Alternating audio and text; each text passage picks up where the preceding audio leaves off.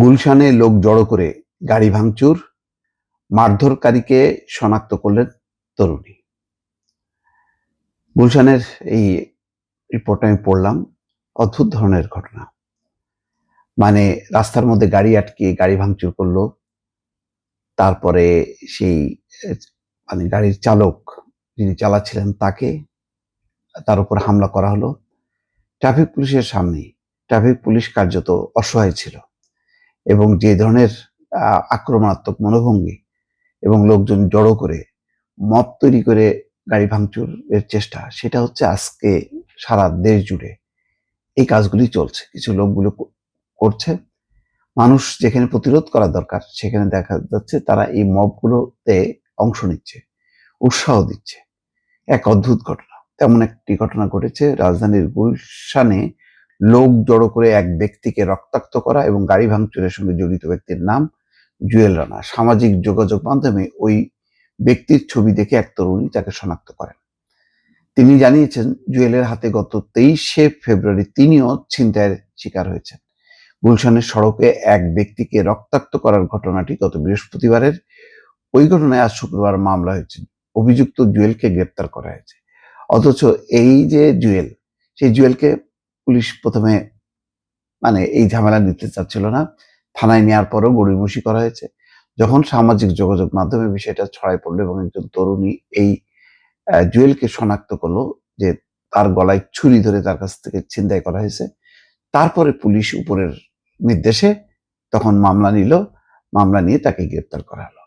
দর্শক বুঝতে পারছেন, অর্থাৎ গুলশানের মতন এত স্পর্শকাতর ঘটনা। এর আগে একটা মব তৈরি হয়ে মধ্যরাতে এক বাড়িতে হামলা চালানো হলো।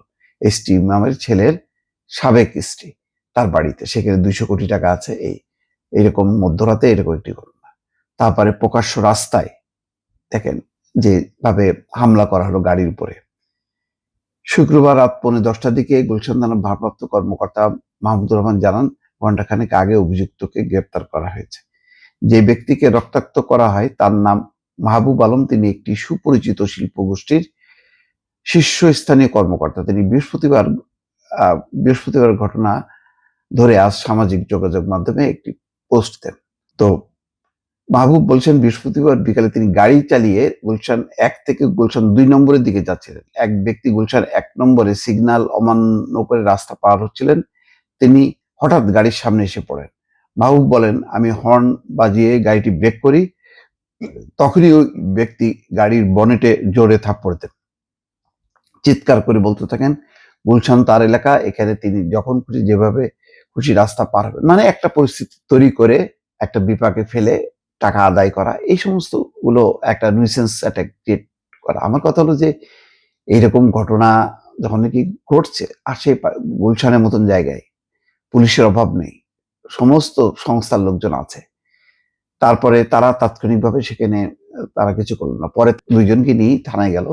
থানায় পুলিশ পুরোটা শুনে পুলিশ জিনিসটা অ্যাকসেপ্ট করছিল না।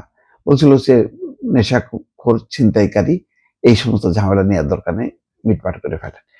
এই যে ধামাচাপা দেয়া, অপরাধীকে নিষ্কৃতি দেয়া, এই মানসিকতার কারণে কিন্তু জিনিসগুলো বাড়ছে। যে কারণে ওই তার ছবি দেখে এক তরুণীও বলল যে এরকম তাকে এই লোকই ছিনতাই করছে, তার গলায় ছুরি ধরে। তো এদেরকে পুলিশ কি চিনছে না, জানছে না তাদের নাম পরিচয়, এরা কি করে সারাদিন? এই সিসি ক্যামেরা আছে, তো এইগুলি দেখে দেখে এইগুলিকে যদি সাইজ না করা হয় তাহলে তো এগুলি উৎপাত বাড়তে থাকবে এবং প্রতিনিয়ত এই ঘটনাগুলো ঘটতে থাকবে। মানুষের মধ্যে আরো নিরাপত্তাহীনতা বাড়বে। এখন এইসব ব্যাপারে আমি বারবার বলি যে স্পট অপারেশন চালাতে হবে, এছাড়া কোনো উপায় নেই। কঠিন কঠোর ব্যবস্থা ছাড়া মুক্তির কোনো রাস্তা নেই। দর্শক ভালো থাকবেন। আল্লাহ হাফেজ।